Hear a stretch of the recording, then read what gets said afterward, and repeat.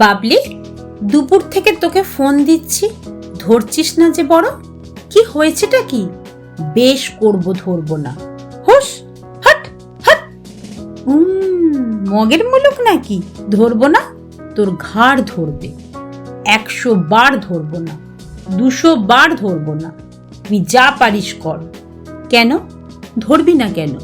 কি করেছি আমি? বাহ, আবার ঘটা করে জিজ্ঞেস করছিস। পাঁঠা একটা আসত। হ্যাঁ, আর তুই চিকেন স্যান্ডউইচ। নে এবার বল। ওয়েট ওয়েট ওয়েট, কি বললি? আমি চিকেন? আর তোর তো চিকেন পছন্দ না, মাটন পছন্দ। ও, এবার বুঝলাম ঈশিতার ইনস্টাগ্রামে মাটনের রেসিপিটা কেন বারবার দেখিস। ও আচ্ছা আচ্ছা, তার মানে ইনডিরেক্টলি তুই বলতে চাইলি you don't love me anymore. ব্যাস, শুরু হয়ে গেল। আচ্ছা, তোর মাথায় কি আছে? না বল, ভগবান কিলোমিটার ছিট তোর মাথায় ঠুসেছে?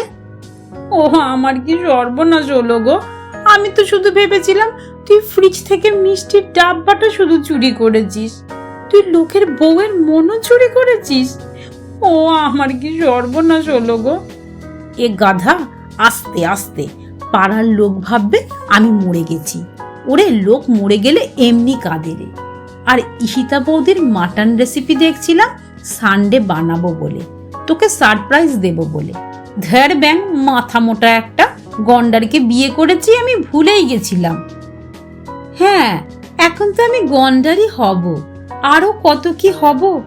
পুরনো হয়ে গেছি তো। কই, কলেজ টাইমে তো আমি রাজকন্যা ছিলেন, রূপের আগুনে পুড়ে যেতিস তো তুই। আমার জন্য সকাল বিকাল কবিতা লিখতিস। কই, তখন তো গন্ডার ছিলাম না।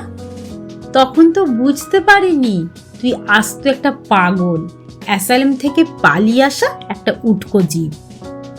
তোকে আজ আমি, দাঁড়া, হচ্ছে তোর।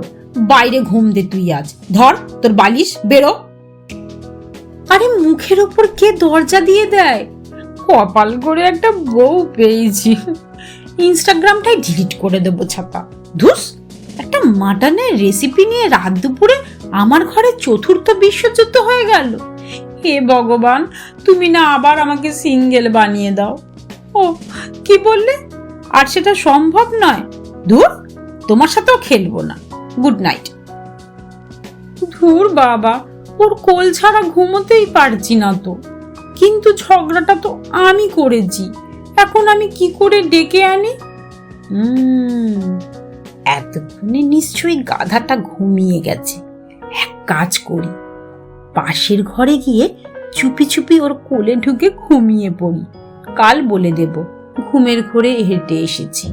উফ, কি আইডিয়া! পুরো চুমু। You are great Babli. Nishan ঘুমোয়নি, ঘুমের ভান করে পড়েছিল। সে জানতো বাবলি তাকে ছাড়া ঘুমোতে পারবে না। উফ, পাগল একটা। তবে হ্যাঁ, দস্যিটা কোনো মতেই ঝগড়া থামাবে না। ঠিক বিড়ালটার মতো চুপি চুপি এসে কেমন কোলে ঢুকে শুয়ে পড়ল। কাল আবার ঝগড়া করবে। সে করুক, ও না ঝগড়া করলে কে করবে? ও আছে বলেই সংসারটা ভর্তি আছে। সকাল থেকে ওর কিচিরমিচির ছাড়া নিশানের জীবনটা ফ্যাকাশে, সেটা নিশান জানে না। আর জেগে লাভ নেই। পাশবালিশটাই নিজে হেঁটে চলে এসেছে এই রুমে। এবার ঘুমিয়ে পড়ি। কোলটা এবার ভর্তি ভর্তি লাগছে, সুন্দর ঘুম হবে।